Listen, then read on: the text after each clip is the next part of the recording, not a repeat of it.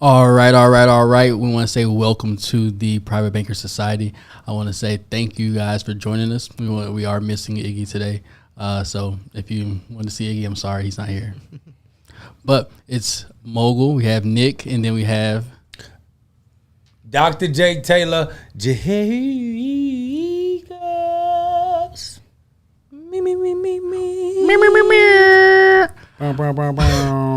So, as we usually do, we're going to start off with our word of the day. And our word of the day is actually serendipity. Oh, he switched it up. As if we already did serendipity, though. No, he didn't. Yes, we have. Bro, I've never said serendipity. The occurrence of pleasant or valuable discoveries. Hey, listen, I had a serendipity time talking to one of my client partners on his first exit from his first deal. How about that? Nice. Serendipity that. I feel like we've done serendipity before. That's my sentence. During my vacation, I stumbled upon a quaint bookstore that found its perfect novel. And I had been searching for a delightful moment of serendipity. You're cheating. You can't use the example sentence as your sentence, bro. Boy. I always use the example sentence. Okay. Yeah. Usually on Thursdays, I feel a slight hint of serendipity because Thursday is my favorite day. Why is Thursday your favorite day? Because it's right before Friday. Oh, my God. Let's move on. I feel right into that. So our first hot topic of the day is about Tyler Perry. Let's give him a round of applause. Oh, wait. I got the thing. I got He has acquired BET. There was a bidding war between him, I believe it was Diddy, 50 Cent, Byron Allen, a few other black men who were in the runnings to acquire BET and its subsidiaries and VH1 altogether. But Tyler Perry has won, which would make sense because if you've watched BET anytime recently, almost all of it is Tyler Perry shows from top to bottom. So It makes a lot of sense. Well, so I want to talk about the deal, though, because a lot of people think that Tyler Perry put up majority of the money to buy the deal.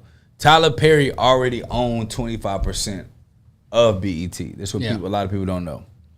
Okay, and he solicited a private equity firm to finance the rest of the 75% of ownership, which simply means that he put no more money up. All he did was structure a deal to where a private equity firm acted like the private bank or independent bank to finance the close of the deal, and they're going to use BET's profits and revenue to buy them back out with a profit over time. And so this is one of those examples, again, where we talk about buy, build, sell, repeat, of leveraging outside creative financing and outside investors to help you be able to acquire a deal that doesn't have to come out of pocket. Yeah. It's also a pivotal time in the brown and black community, mainly the black community because it is black entertainment television. It's his first time in 10 years, plus that BET has actually been owned by someone black. That's hard. It's pretty crazy. Right. 10 years? Yeah, about 10 years. Are you sure it's 10 or is it 20? I think it's right between 15 and 10, but I'm not going to say 15 because it's not necessarily all the way there. We're going to say allegedly. Allegedly. Our executive producer. So with the partnership, not partnership, but the acquisition, a lot of people I've heard say that they wish that not only did Tyler just get it himself, but he would have let Diddy and 50 and other people like Byron Allen actually get a part of it. How do you guys feel about that? Nope. He wanted to let them be a part? No, people are saying, like other people I've heard in conversations, that they wish that they would have went together rather than just Tyler saying, "Nah, I'm just taking it myself."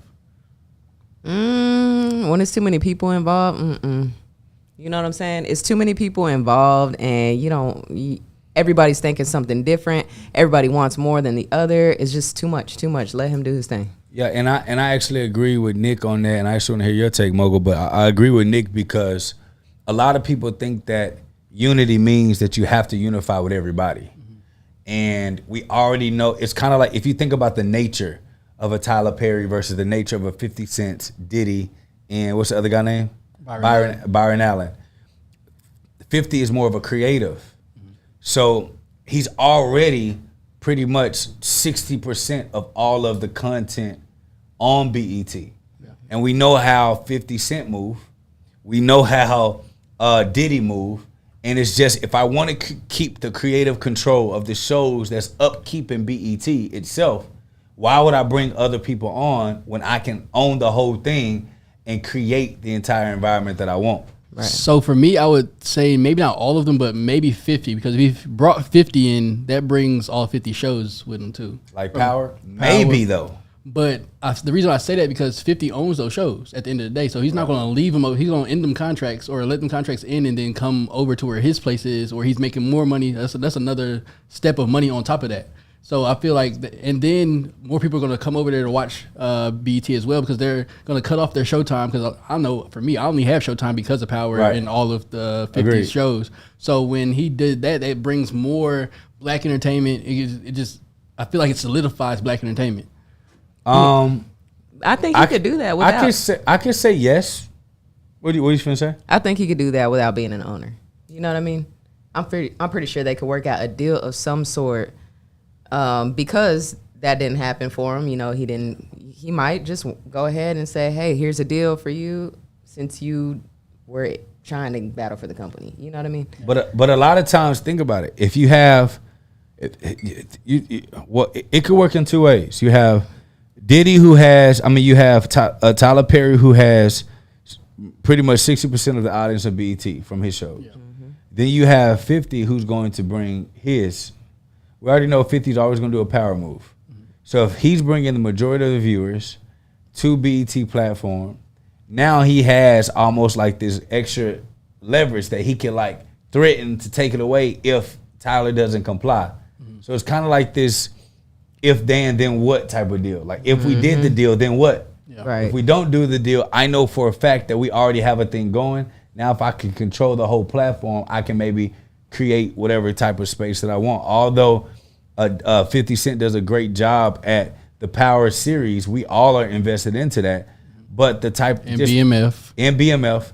But if you think about even how 50 moves with Stars and Showtime, when he doesn't get his way and things aren't right, he like withholds the shows and stops and petitions. That could potentially be a problem too. What I am not saying is that it does not mean that Tyler Perry won't come back and do a equity deal with 50, but getting whole control first is absolutely important, and then brokering a deal after that, because he already had 25% of it. You're talking about now he's going from, a 25% equity owner of the platform to now 100%. Now he can kind of create the deals that he wants from that. Yeah. Because Dal, he also, I feel like a lot of those shows, not only the ones that he has, but a lot of the other shows that are going to be on there, you remember he does own like the biggest black-owned studio as well. So I was thinking even on the long run, he could either have Power shot on that studio, so they getting paid throughout the whole thing and keeping the black dollar. But I do understand how you say how 50 runs. 50 still got street in him. And I don't think Tyler got that at all. Yeah, and so it's all about synergy. And sometimes all deals aren't good deals, no matter how much money can be brought to the table, because there is going to be some type of clashing of personalities that can ultimately affect the investment of BET, because at the end of the day, Tyler's still financing 75% of the deal with the private equity. So, if they were to get in the deal together, then it's kind of like one of those things like, what does that look like if stuff were to hit the fan? Yeah. And we know 50 ain't scared to go bankrupt and leave somebody with the bill. So you got to kind of think about all those things and be able to say, is it the partnership that matters most right now? Or is it getting BET and VH1 in the hands of black owners the way that it should be, and then build a bridge from there? Right. And I think taking control of the platforms means more to the culture than trying to figure out if Tyler and Perry and 50 are going to make sense of it all right now. Right. Getting control matters first, and then broken the deal, because for all we know, 50 could have said, okay, get it. And then they got back end deals where they already are working on some type of equity deal or profit share for the Power series to come to BET. But if they do, we bad. But just don't be like AJ from AJ and Free and 106 Apart with them fake locks. What a shame. What a shame. Oh God, I can't. Let's move on to our next segment, which is straight facts. Or did you guys want to talk about Riri? I want to talk about Riri. Okay. I want to talk about Riri. I'm gonna let you talk about Riri. Let me just, first of all, let's go back. 50 Cent, Diddy, Paul, Brian Allen, and Tyler Perry. That's 4 people, right? That sounds like the BWO movement. 4 powerhouses come together to change the world for them to destroy each other. Right, exactly. Right? And so sometimes the collective of 4 powerhouses, although aesthetically it looks right, quite naturally it doesn't work. Right. Because everybody wants to be the chief. Mm-hmm. And everybody wants to point the finger of blame. And at the end of the day, only one person, when you create conglomerates like that, only one person really takes the biggest fall. Yeah. We dealt with that. So we already kind of understand. So I can understand Tyler doing that. So let's get to the Fendi deal. So we talk about Fendi, right? So Fenty, right? Fenty. This is actually going to be great because I'm giving a foreshadow. Okay. I'm giving a foreshadow of one of our clients, one of our clients, and one of my partners who's participating in his first exit from his first acquisition. And y'all know, Dr. Jake, this isn't the time, but we are going to bring the receipts. Yeah. And it's going to be absolutely a grandiose time. Okay. But what I will say is this. I talk about all the time in buy, build, sell, repeat, that it's not always about the capital that you have, but more so about the brand that you have, your operational prowess that you have, and whatever skill sets and resources that you can bring to the table. So let me explain to everyone the Rihanna deal, because I know a lot of people are like, because what happens is we make the assumption that these entrepreneurs and these celebrities that make these deals put up a lot of money to get a part of deals. What you have to understand is that when you have brand power, when you have control of a market, when you have the pull of the people, or you have operational skill sets that are just second to none, you can actually work yourself in the deal where your actual skill sets turns into actual capital equity. Now you can work yourself into a deal. Matter of fact, Nick is actually working on her first acquisition with the tattoo shop. Yes, Just fresh off of her talent and ability. We're gonna talk about that in a second if she wants to, but I think it's good to kind of talk about. Yes. So let me show y'all something. So I'm gonna talk to y'all about the deal of Fenty, because everyone that follows the buy, build, sell, repeat, you're part of the 5-day challenge, and you're part of our community, and we teach about buying businesses. I'm about to show you how, case in point, what we teach is actual practical. With Fenty Beauty, the conglomerate, their investment conglomerate invested, LVMH invested $30 million in cash into the venture, okay? So they invested in cash to get 50.1%, okay? Rihanna agreed to put in $30 million too, but it was not with money. So when people look at a deal of buying an acquisition or buying a deal, oh, she got 49%, the business is worth this. Well, if they put in this, if she got 49%, that must mean she put 30 million to the table too. That's not true. This is why in a private bank society, we always talk about skills, because skills may not get you revenue today for a deal you want, but it could work you into a deal. Let me tell you what happened with Rihanna. So the conglomerate LVMH invested $30 million in cash in the venture of Fenty Beauty. Okay. Rihanna agreed to put in $30 million in kind contributions. In-kind contribution meaning assets such as her time, her effort, and name. So time, effort, and name to LVMH put her in the seat of CEO, let her run the show and give creative control and ideas, and that got her 49.99%. And when we talk about the deal, right? This is what we talk about, the power of quality of character, name, brand, and integrity.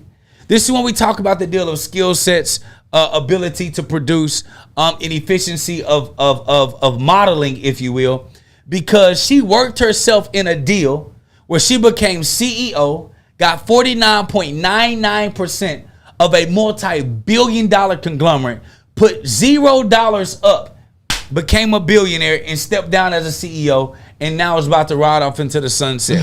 See, these are the things that we talk about. So Fenty Beauty is now worth $2.8 billion. It made her a billionaire because that amounts to $1.4 billion for her. Well, we know she's around 1.4, 1.8 billion, which means that the majority of her assets are stuck in Fenty Beauty. There's involved in Fenty Beauty. In a business, she put no money up. Crazy. Just her ability to galvanize the world with her skill set of stardom. Which I don't remember last time she made a song. Right. I think I was in college. But the value that she brings, the culture, allow for her to broker a deal without her putting money in. And this is what we talk about, being able to acquire or build business or get a part of deals with little to no money. If I have skill sets and value that I can bring to the table, it can work the same way. The same thing with Nick. Nick, you want to tell them a little bit about your deal? You ain't got to share names if you don't want to, but Nick is going to share with you all how she's someone who started off as a client wants her to be a part of their next venture because of what she did for the first one. To kind of talk about what you did from start to scratch and how it began to equate into equity for your next deal. Yeah, so basically I walked into a tattoo studio. Chad, come on. I walked into a tattoo studio and, you know, it looked really nice. And I was like, I have the skill set to go ahead and launch this for you. So can I make a video? I made a video. It hit 2 million overnight. Changed her business like no other. You know, by the next day, she was already having to renovate, line out the door, people blowing up the phone lines. It was just crazy. After that, fast forward to today, we're opening the second tattoo studio, and we were sitting down in the tattoo studio, and she was like, man, I wouldn't have any of this if it wasn't for you. Now, wait. No, come on, because we got to bring context. When you first got to the tattoo studio, she couldn't pay you. Right. Yeah, let's talk about it. In the beginning, she was like, you know, can I just trade you for tattoos? And obviously, y'all see me.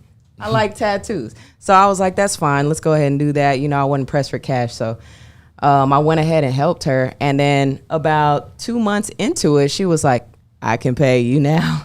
She was like, I want to pay you. And I still will give you free tattoos, you know. And I was like, cool, that's fine. So we go ahead. We work for a year together. I built her social media up. I'm still building it to this day. Have full control over all platforms. You know, she don't even want to look at it anymore. She's like, you got it. I'm going to do whatever you want to do. And so now she was in a position to open a second studio. And as we're sitting in this second studio. No, back up. We got to get, I'm ready to get to the second studio. No. We got to back up. Okay. Y'all, she is so humble. Okay. And I love it. But I'm going to bring out, see, when it ain't bragging when it's factual. Right. Okay. So what's happening is, notice what she said. I wasn't in a position where I was hurting for money.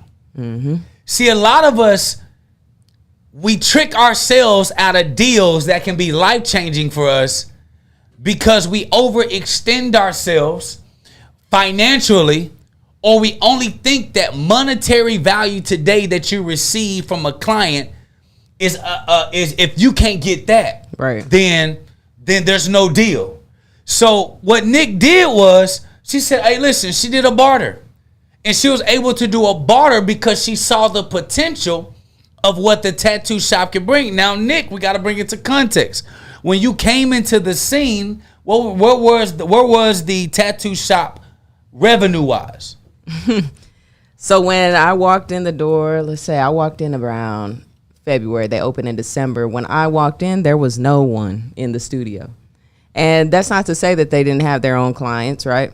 But they didn't have that walk-in traffic. No foot traffic. You know, actually, when I walked in, the tattoo artists were tattooing themselves, like practicing and stuff, because, you know, they just had time on their hands. Yeah. That's a lot of time. Yeah, you know, so when I walked in, it was empty. And I think they might have started with 3 tattoo artists. And by month 2, we needed 6.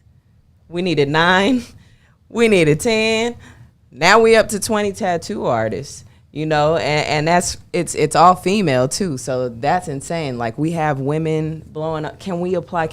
We'll fly from out of state to apply to work at this tattoo studio, you know, and this is all from not saying like, oh, you don't have any money to pay me, I can't help you. You know, I really did truly see the potential in the tattoo studio. I believed in it. And to me, like, when there's a belief, right, it's in alignment with my beliefs and how I feel. Like, I always tell you guys this, that I don't help anyone that I just cannot help. You know what I mean? Like, I don't like to take your money. I don't like to barter. I don't like to do anything that is not in alignment with me. Like, if I feel like I'm just taking it because I can, you know, even if it's a good concept, if it doesn't align right with me, I'm just not going to do it, because I'm not going to put in my all. I know I'm going to get some bad karma back. You know, it's just going to be bad business altogether. So if I cannot help you, I will not do services for you, period. But so, yeah. Can I fast forward? No, not yet. Not yet. Hey, yo, is this good? Oh, you listen, I'm so happy right now. Y'all have no understanding, because what a mighty God. Okay. Mm-hmm. So this is when skills turns to equity. When most people settle for cash flow, skills are turning into equity. And so it's almost like that. It's almost like that mantra. If you are who you say that you are, right, and you can produce what you say that you can produce, why not let your effort show your ability to produce? Period. Versus letting your mouth walk you into deals that your ability can't cash. That part. And so she didn't come into the deal thinking equity, but the value that she brought was so immensely overwhelming that it forced the owner to think, if I lose Nick, there could be a possibility that we lose things trailing off, which means she put herself in a position that made her almost indispensable to the actual business model of the owner, right? So if we're thinking about that as a whole, now Nick is working and now she's helping clean. So we forgetting that, Nick. Yeah. You got to talk about it. Going above and beyond your position and acting as if you were in a different position, although they weren't paying you as much as you should have got paid for the position, right? Which end up putting you in position to get the equity position. Exactly. Now we can talk about it. Yeah. So when I do take on a client, I treat them as if I own it. You know what I mean? Yep. I treat the business as if it's my baby. The screen's frozen. I don't know if y'all frozen. Okay. So I treat the client as if it's my own. Shoot. I mean, with that being said. No. She don't know how to tell the story. Okay, we're going to tell the story. Look, so tell the story.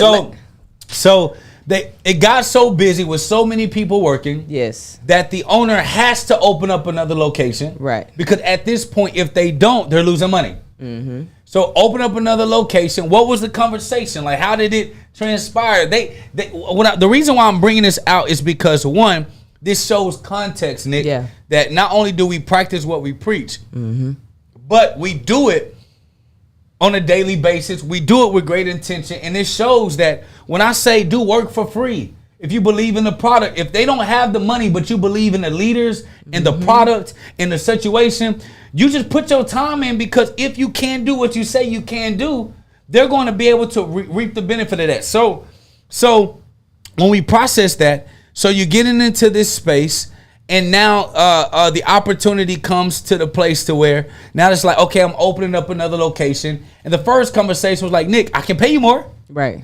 And your attitude never changed. It's like, yo, I believe in it. I can make it work. I can do this. But you're so involved with more than just your thing. Right. because you believe in the brand. So you're willing to be a part of whatever it takes, right? So now they open up another location. She's amazed. She's loving it. And now the conversation is, Nick, I'm thinking about, we want to put you on these paperworks for this next location because we want you to be a part of the growth of this, and we want you to participate in equity. Now talk about that, and then talk about how you felt hearing that and seeing that value was reciprocated.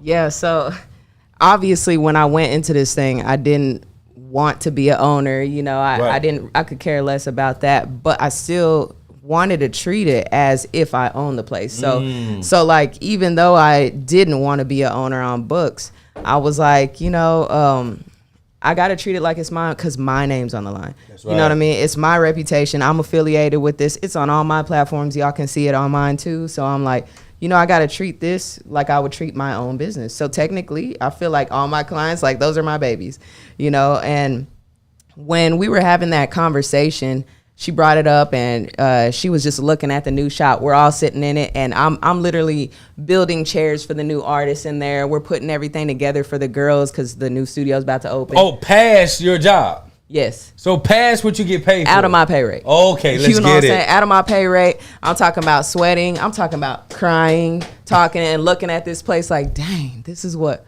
my shit did. Sorry. Yes. But yes, that's what I just look at it and I'm like, dang. And I'm telling you, like, we face a lot of struggles. So like when we were looking for a second location, we were looking in Alliance Town Center, and they gave us the building. We had started demo. And all of a sudden, the people were like, dang, we know y'all signed the lease and y'all started demo, but we don't want a tattoo studio here. So we were like, dang, like, we got to push it back. We're not going to have a second tattoo studio anytime soon because we just spent all the money on demo. Well, luckily, we're so popping online, business never stopped. If anything, we were losing business because we couldn't take in the amount of people. I mean, we do a flash event. A flash sale is like cheaper tattoos for a day. And we do a flash event, and there's 300 people out the door, and we can only service 100, 150, maybe on a good day. Yeah. You know, so. That's crazy. Yeah. And I'm talking about wrapped around the door, and we don't close till whenever the last tattoo is, you know. So, and I'm talking about people get mad they can't get tattooed, and people really don't understand, like, these aren't robots tattooing. These are real humans, and you want your fingers tattoo. Going numb. You know what I'm saying? They need a lunch break. They arthritis. You want to do your tattoo the right way. You know, you don't want nobody rushing through your tattoo. So, anyways, so we take that L whenever we were having a flash event, and then we were like, we found a new location. And the crazy thing with that location is nothing was ready. The people that started the building ran out of funding. So we had to do our own plumbing. We had to do our own HVAC. We had to do our own electric. We had to do our own everything. So the owner came out of pocket for that, all her money. You know, she was like, I'm going to go ahead and do it. I've been saving for it. I don't care what it takes. I want the best of everything.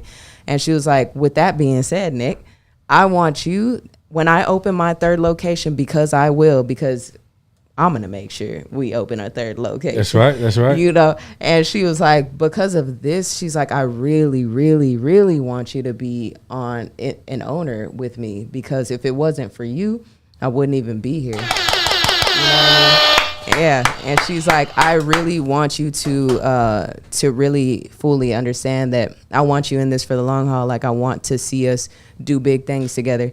And I mean, when I heard that, obviously, like, that's life-changing for me. You know, I love that. I want that. I treat it as if I'm the owner already. People hit me up. They think I'm a tattoo artist. They're like, oh, you own that studio? I'm like, I'm not technically an owner, but you could kind of say that. You know what I mean? But I will be. Yeah. And after a while, I just started feeling like, man, I do. Yeah. This is me right here. Too. People call me I'm the executive in this thing. You know what I'm saying? So after a while, she was just like, you know, I really, really have to have you as an owner, because if it wasn't for you, I wouldn't be here.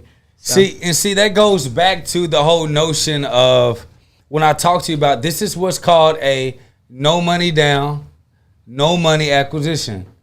Yeah. Where time, ability, and effort actually shows and proves itself to where the value that you bring. See, this is why I talk to everyone all the time, especially don't operate in the position you're hired for. Right. Operate in the position of what you would actually dream to be. Fact. So if I'm taking on a client and I love this business and I want this business to be a part of my portfolio. I want to own a piece of this company. How would I act? How would I show up? What would I do to be able to show that I belong at the table too? And that's just like the Fenty Beauty and Rihanna deal. Yeah. She didn't have the 30 million. But she had her likeness. She had the cleanliness of her brand. She had the attraction of the people. She's America's princess, the hip hop's princess. And she had a business mind and ability to see where she wanted a brand to go. And it was enough for them to say, okay, we'll put up the 30 million. Yeah. You take 49.99% and we'll take your in-kind investment as the skill sets that you bring to the table, and we'll make that an equitable exchange. See, when we're talking like that, now it brings to everyone's attention everything that we've been teaching you. Mm-hmm. It's real. Yes. And I'm going to talk about that more in detail a little bit later. She's basically the 2.0 version for LVMH of Kanye. Yes. Yes. Yeah. Exactly. 2.0. So let's move on to straight facts. Straight facts. We got straight facts today. The largest merger in history based on the total value of the deal was an acquisition of Time Warner by AOL in 2000, valued at $164 billion. Wow. Craziness. Time Warner bought AOL. Where's AOL now? Bad investment. Where's Time Warner? I think they're still around. Are they, or are they Spectrum? I think they do stuff. Barely, but Time Warner, y'all. All right, still so can I break this down, Mogul? Yeah. This is a prime example of get out while you hot. Yeah, listen. We talk about. I ain't got the other book here. We talk about becoming suitable to sell. Suitable to sell. So when we talk about becoming suitable to sell, this is what we talking about. Time Warner Spectrum. It's putting yourself, huh? Time Warner Spectrum. Okay. It's putting yourself in a position to where you build something so great to the best of your ability and you exit when you're on top because that's the highest you're going to be valued. A lot of people have we miss the number on when to leave something and when not. Know when to hold them. Know when to fold them. Know when to walk away. Know when to run. You got to know when to fold them. You got to know when to get out. And what happens is a lot of us will ride the wave of our success of our business to the demise of it. And there's nothing in the book, nowhere that says you have to do that. I want to ride it to the best of my ability. I want to sell it based on the top of my ability. I want to get out the deal. And then whatever happens after that is based on whoever acquired the business. This is where a lot of us in the black and brown community, when we run businesses, this is where we get too emotional about. You begin to think the business is your baby. Every business that we own with the right price can be bought. Listen, if you want the distribution rights to my books for the right price, I will sell them today. Why? Because the whole overall arching understanding is if it makes sense and it makes numbers and I can do it over again, it makes more sense for me to get the capital up front and let the business do what it does and then go and start the process again and maybe try to do something else or whatever the case is. And so I think it's crazy. Amir, you were saying something about Time Warner. So Time Warner is now Spectrum. Also, AOL was bought by Verizon back in 2015. They also bought Yahoo. So AOL bought, Verizon bought AOL for how much? About $4.4 billion. So they bought, and so let me see. Wow. Hold on, wait. Wow. So Time Warner bought AOL for $164 billion at their peak, and then Verizon bought AOL for $4.4 billion, which is $160 billion loss in acquisition. Yeah. What lesson can we learn? You don't always get it right. The investment deals aren't always the best. You don't always bet right. I bet there's a lot of deals that Nick believed in, that she did a bargain for bargain deal that didn't happen. But it didn't change her heart. Didn't change none of mine that I've done it for. Didn't change none of Mogul's that he's done it for. Because the overall arching concept is, one, if I keep building and if I keep doing and if I keep putting myself in positions to be able to make it happen, at some point, it has to make sense. Does Verizon still own AOL? From what I'm seeing, yeah, they own AOL, Yahoo, and now it's under the subsidiary called Oath. Oath? Mm-hmm. Yeah, it's a weird name now. It's okay, different. Oath. That's different. But now we're gonna move on to our next section. This is one of our favorite sections, one of your favorite sections as well. This is the business analysis of the day. Are y'all ready? This is what we all been waiting for. This is what a lot of y'all showed up for. Hold on, let me get it. So, here's the deal. Before we launch this book, Buy, Build, Sell, Repeat, I was already working on a case study outside of just the business, because as a business, we could do a whole lot of stuff good, right? But I wanted to prove a case study that what we do does absolutely work. And my childhood friend ended up being, a partner of mine for a short period of time. I became an advisor to him with his acquisition and exit. And I'm about to break down to you exactly how it happened. And you can take what I'm about to tell you, and we will have him on the show. It may be live or pre-recorded. Y'all know Dr. Jake got all the receipts, and I will show it in the fashion that it should be showed in a way, but I'm just going to give you the concept today. So he started off as a radio DJ for a prominent radio station out here in Dallas, Fort Worth. And he built a name for himself. And then he got into party promotions. He did party promotions, became one of the top party promoters in Dallas, and he wanted to open up his own location. He and I talked several times about the location and looking at stuff and us potentially investing in it. But I just personally didn't think that it was a great idea for him to go into launching a club before actually being a part of running a club from beginning to end. And this is what a lot of people fail to realize. Just because you can do a thing doesn't mean you can do the thing from beginning to end. There's a such thing as specialist, and there's a such thing as operational specialist, which means you may be good at bringing people to the table, but you're not good at operating the entire house. And so it was my thought that he should probably partner with an already existing investment group or an already existing club, open up another location and be a part of the process of that and invest money in it, but take more of an operational position of running the entire show. So if he wanted to go open up his own location, he knows from beginning to end how to launch a club, how to launch a lounge, how to get people in the room, how to partner with other promoters. Because when you're a promoter yourself, you only think about the party you're promoting. You don't think about partnering with other promoters to bring people into your spot. So you're learning the collaboration that's needed. You're learning how to fill the room. You're learning how to launch it. These are all things that are absolutely 100% important.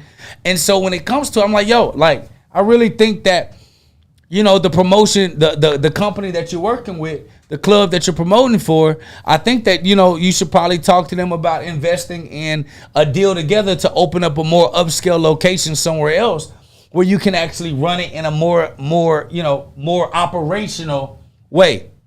So that's exactly what happened. They opened up another location, and because he was so good at putting people in the door, his skill set. Remember I talked about that, Kingdom Cousins? his skill set was so good. His skill set allowed him to have room at the table to even have a conversation about equity with people who were already making millions. And so what happened was he agreed to operate as the CEO or executive of the entire new lounge or speakeasy club that's in Dallas, which ended up becoming popping, if I do say so myself. And the deal with that was the only thing they asked him to do was to invest $10,000. He invested $10,000 into a club that needs to be renovated, need to be structured, they need to be done, all of that. And because the owners, the majority owners don't really know how to run a club in a way that keeps it popping. Mm-hmm. Because when Jacory met them, he met them when their club on one of the most prominent spots in Dallas wasn't getting traffic at all. Nobody was thinking of their original club. Yeah. So when he came, he blew it up. So they're thinking in their mind, we don't know how to operate it. We don't know how to bring people to the table. And when there is a deficiency and you have a skill set to be able to fill the deficiency, you can negotiate pretty much any deal that you want. So I told him, I said, yo, listen, don't take money. Don't do another promotional thing. Invest in the deal. Be a part of the process. Tell them that you'll run it.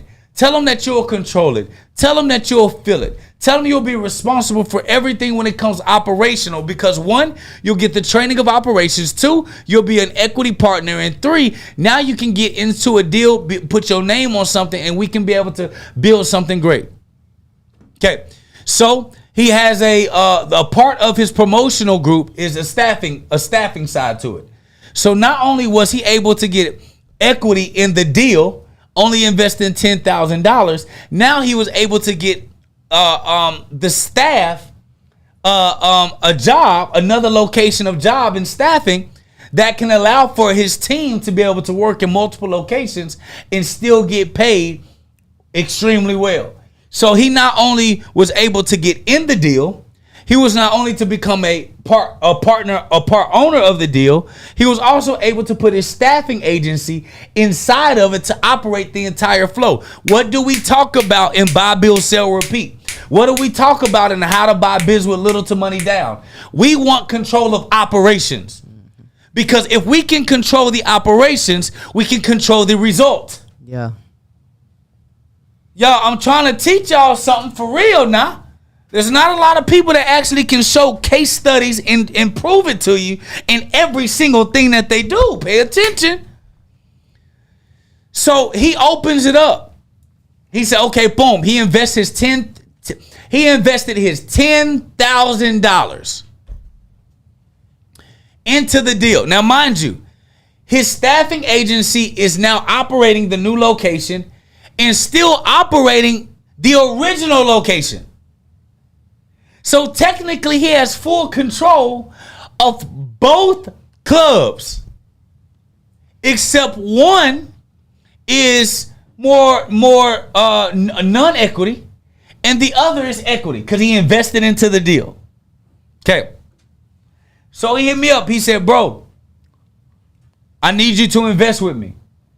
I said, okay, what you need? He said, I need $10,000. I said, okay, what you need it for? He said, hey man, we in the deal now. I gotta get a star to open up this club to let them know we ain't playing no games. So we negotiated a deal for Earl Spence Jr. Yeah. The soon to be undisputed welterweight.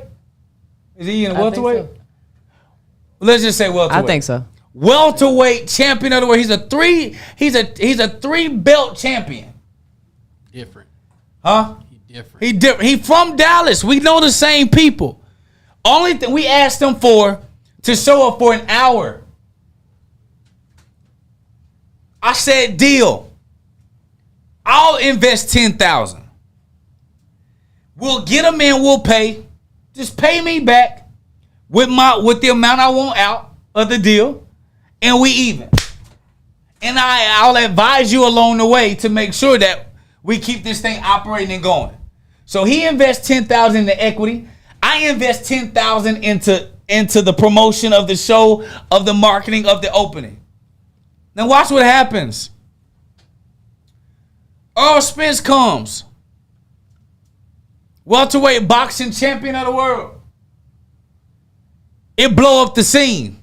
Not only that, I made sure that we were the number one patrons to set the tone of quality people in the city buying bottles and showing up. I'm trying to teach y'all y'all too quiet in the chat, man. Y'all too quiet in the chat. So, because the whole point was to put him in position so that he could be shown as valuable more than what he was, so that he can exit. So, mind you, now he's running the entire show, paying all the staff, hiring all the staff, implementing his system, structuring everything, processing the full flow. Okay. He invested 10,000. He cash flowed the entire year getting his ownership distribution. He said, bro, they want to buy me out. I don't know how I feel because this is like my baby. I said, this ain't your baby. Exit. You put 10,000 in the deal. They giving you 100,000 out the door. Case point is proven. Yeah. Your staffing agency will still be in the location. Both. You invested in a deal. You exit out the deal. You operated the whole show. So now we have leverage when we want to raise money for the entertainment sector. And we want to go into other deals. Mind you, we got 2 or 3 other deals on the table of people like, yo, I want to do it. Let me tell you what we did in that year. We took a new location that Amir can attest that is not on Main Street a club, and it's not on Main Street. If you go to our lounge and club, you had to deliberately go there. Am I lying, Mogul? Nah, you gotta make a way over there. It's not in the main area. You gotta purposely be going that way. So not only do we have NBA players, NFL players, they're all on our data list. Rappers, hip hop. Rappers, stars that we don't have to pay to show up no more. They show up because the quality, the excellence is good. Our staff, second to none. Our bottle girls, second to none. Our bartenders, second to none. Our security, second to none. We run the thing like a machine because we know how to run businesses. You remember what I teach y'all in Power Bank Society? Learn the skill sets of running a business. Run it like a machine. Your value is there. We took this business from $0 in revenue to $4 million in revenue in 1 year. Let's go. Let's go. Now, y'all know Dr. Jake got the receipts, right? I'm going to show you the receipts in proper time, but I'm going to show you the receipts when he right beside me. Now, I know y'all thinking like, Jake, 100,000 exit, you took it to $4 million? That don't make sense. Yes, it does. Because when you exit the first time in any deal that you get in and you were the minority, you take whatever deal that you can because it builds a relationship with them the next deal that we got. Took it from an idea to $4 million in revenue the first year. And our food is better than restaurants. Everything is top tier. So, Jake, what are you saying? We're leaving so much equity on the table that if we ever wanted to backdoor and come back to those original investors for the next deal, they gonna say yes, no question. See, this is what I teach y'all. Leave money on the table because you can always come back to it. So now watch this. Now we got a history in the entertainment business. Taking a business from $0 to $4 million. Mm-hmm. We invested $10,000, exit $100,000. That's a 900% return. Your stock market gurus ain't doing that. The stock market ain't doing that. Real estate professionals ain't doing that. Well, unless you're Julian Gordon. My brother Julian Gordon, he a GOAT. If you with Julian Gordon, the multifamily movement, they doing that. But in most cases, they're not doing that. So what I did, I taught them a valuable lesson. Exit when you're on top. Oprah said something. Oprah at one time, she had the #1 show on the planet. Mm-hmm. The Oprah show. I was born during it. She left when the ratings were through the roof. They asked her. They said, Oprah, why would you leave when you've been reigning #1 for so long? Oprah said, you always leave on top. Because if you leave on top, if you exit on top, the leverage that you have in any endeavor that you go to is limitless. I'm trying to teach y'all something.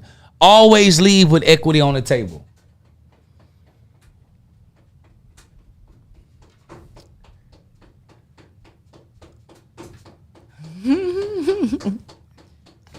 Never get greedy, baby.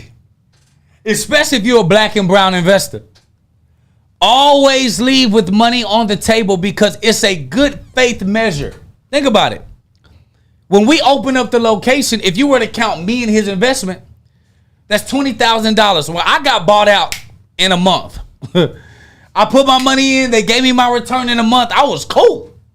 I'm in and out. Great. But think about this. When he invested in a deal, the original investors put $350,000 into the property. He only put 10. We're not going to get greedy. Take the exit. Because now we have 3 other already well-built, established entertainment clubs and lounges that want us to come do the same thing.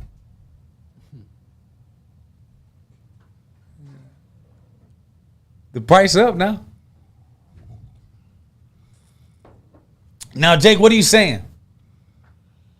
What happened? Proved his skill set. Partner with the people that he proved his skill set, i.e. like Nick.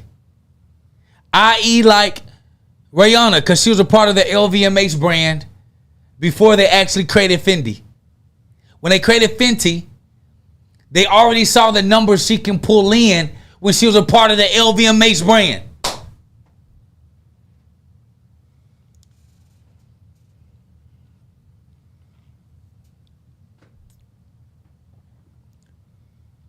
Proved the concept.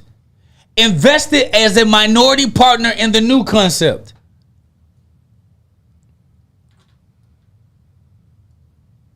Got a 900% return. $100,000 out the door from a $10,000 investment.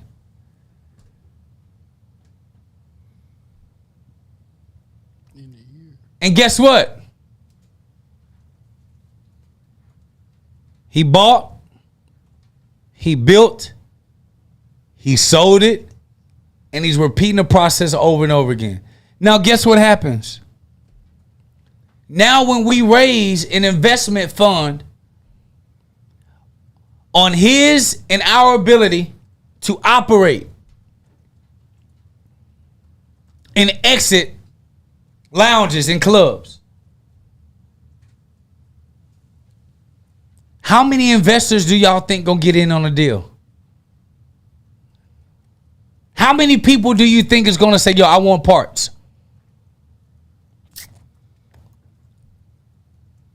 Which allows for us to have more leverage, more control, and more money on the exit.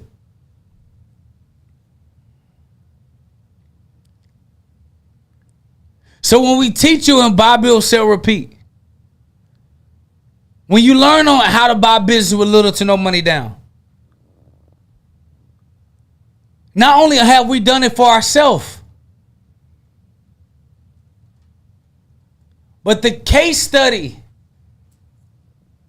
is proof that it works.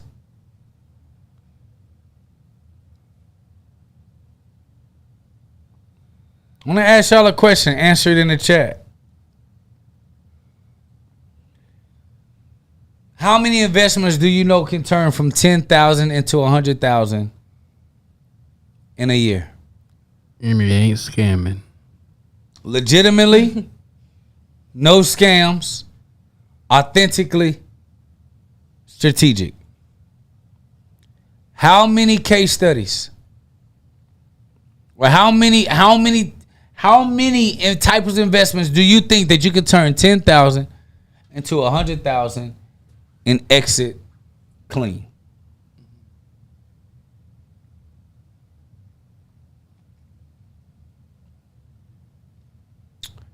Buying businesses, establishing businesses, learning the skill sets of implementation, and following the process is key. But why would you do the process alone when we got the blueprint? That's my business analysis of the day. Let's go. Yeah. Now you see why they call him the GOAT. So we're going to go into smash or pass / would you rather. And this is going to be a would you rather. So guys, would you rather acquire a competitor that has a strong brand but is struggling financially, or acquire a financially stable competitor with a weaker brand? I say a strong brand that's struggling financially. You asking me? Because I feel like I can help turn that around. Ask the question again. I didn't know you come right to me. That was hot. Everybody, as a hot take. I said, would you rather acquire a competitor that has a strong brand but is struggling financially, or acquire a financially stable competitor that is weaker, has a weaker brand? Well, brand and business are two different things. Mm-hmm. The brand is the reputation, how people perceive you. The business is the operations. So the operations financially is amazing and it's run good and it's run clean. I believe that with Nick, we can clean any business and actually make the brand actually mean something if the financials are good. If you have a good brand but terrible financials, typically operationally, things aren't done right, staff isn't happy, products probably aren't delivered on time, and people are just okay with the brand or the thought of the brand. But eventually, the brand is going to be affected too. I would much rather have a strong, revenuing, financially stable business that needs help working on its brand than having a great brand with a terribly run business. That's just me. Okay. So we're going to go into the back end fail of the week. Oh, Lord. To our brother Zion. Oh, Lord.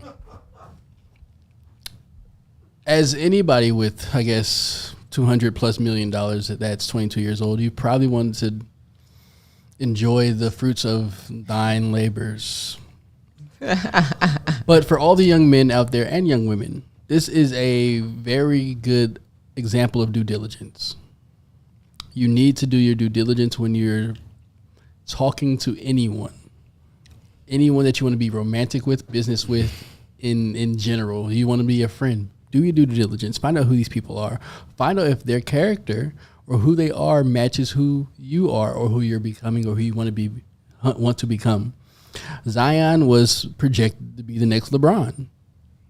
Projected. Zion played 28 games last year, and the year before that. Zion gained about 60 pounds since then too. He was already about 300 pounds. His career is looking very bleak, and now his brand and reputation is looking very bleak as the third woman has come to surface since him having a child has come out.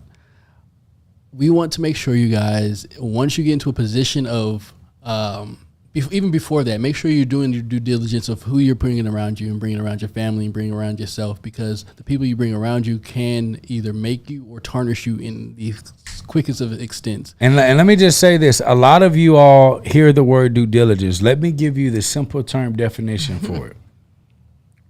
According to Investopedia, due diligence is a process or effort to collect and analyze information before making a decision. Why are you single? Why are you in the space that you're in? What's the baggage that you have? What about your parents? Background check. Financially stable. Why does it seem like you're living out your car? Why are you living with your parents?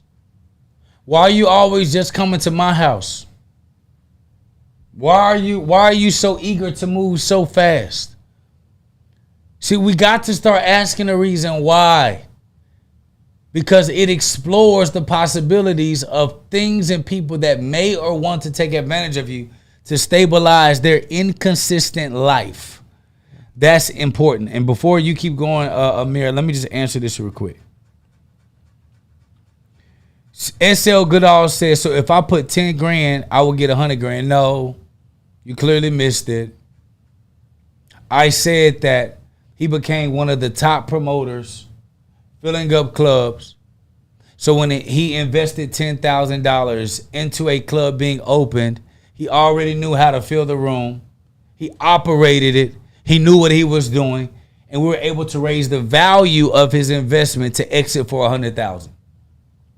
Which means that if you don't have no value, no skill sets, no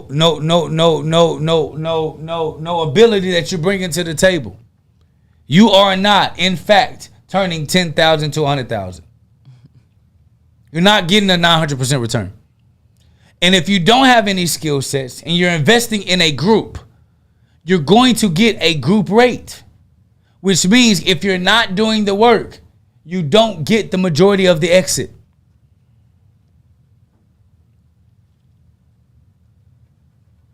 I just wanted to say that. I believe you say it's simple, but it's not easy.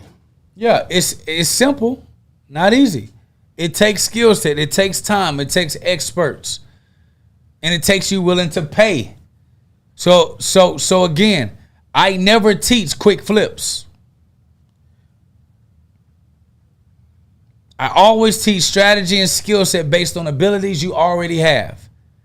And if you don't already have ability or a history in the industry, you need to get trained and taught in that industry, or use specialists, or have enough capital, or be able to work a deal to get specialists to run the deal for you so you can be able to get that exit.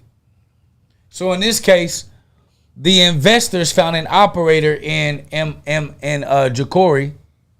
He ran it. They bought him out, and they still got a $4 million revenue in company. Now, if what happens when we leave, that's a totally different conversation. You don't have to bring him back. But we'll take it while we're up. All right. So we're going to go into our last portion of the podcast, which is, what would you do? So we're going to start with Nick. When it comes to partnering with a business on their social media, what's the first thing you look for? So the first thing I look for is if I can even be assistance. Can I help you with this brand or not? You know, is it something that's in alignment with who I am? The second thing I would look for is I want to see if they care more about the brand than I do. Because some people just want to pawn off their stuff on someone and don't have really a plan for the brand. And some people just want to make money. And I feel like money's a given in business, but like really what are you trying to do with your brand? Like what's the message behind it? Why are you doing this? And obviously if I can't be a help, then I will. But if I can't, that's the first and foremost, that's what I'm looking at. Okay. And then Dr. Jacobs. Mm-hmm. When it comes to searching for a business to buy fully or to buy into, what are you looking for first? Do I understand the business? Do my skill sets transfer? Do I already have industry experience? Can I get somebody that can operate it if I do find interest in this business and I don't have history and my skill sets aren't transferable? If I can't find anyone to operate, if I don't have the skill sets available, and if I'm not willing to invest into a third party to help me actually close the deal and operate it, then I'm out the deal. But if I can find either a third party consulting firm that can help me find staffing or that can replace it, or if I can see that my skill sets are transferable, or if I can get somebody myself to operate the business that have skill sets to actually do well in that industry and they have a history, then I'm in the deal. I start there first. It always starts with who, not what, not how. Who do I have that can help me make this deal happen? Mm-hmm. If I don't have the who, the what and the how don't matter. Mm. And then lastly for me, the first thing he don't ask himself the question. Unless y'all want to ask. I want to ask. He's like, and this question is for me. Yeah. All right, so where's it at? At the bottom for Iggy. Okay, what is the first thing you are looking for when it comes to accepting a photo shoot or video shoot? The first thing I do is ask the person, do they have references? Like, have you seen something like what you're trying to create? And I want to see what they're looking for or what they have already seen, because if they show me something that, one, I know I can't do, or two, I know someone that does it better, I might pass it off to them. Or if I know I can just do it, I'll go ahead and do it. But I want to know what they're expecting out of me, because if I go in there just doing my personal style and that's not what they expected, then they're going to give me a bad review. They're going to do all the hemming and hawing and extraness that I don't feel like, being around. But I do need to know, like, what's your expectation so I can see if I have that capability or not. Yeah. And if I do, okay, let's make this thing happen. If I don't, I got somebody that can do it for you. Yeah. That part. I think got somebody that can do it for you will keep a lot of people in the conversation. Mm-hmm. This is why networking is important, because everybody has a different specialty and skill set. And I'm very big on passing something off to someone I know can do something and getting a piece of the deal versus losing the whole deal. Yeah. And I think what you said was actually simple and profound. I think it is identifying who you can best serve, because just taking any type of deal or providing any type of service to anyone that got money is no different than a $2 HOE that's just looking for anybody that got coins that can pay her bill today. Yeah. And she's devaluing herself every single day, or he's devaluing himself every single day, versus saying, hey, do I have the capability to give you everything you want? If I do not, I know somebody who does. And that's how you operate business. And there you have it. We have our Private Banker Society podcast. I thank you for joining us. This is Mogul. We got Nick. And we got Dr. J. Taylor Jacobs. And we're out. My new name is Mr. Receipts. Just like that. Because I got receipts. You can't do. Yep.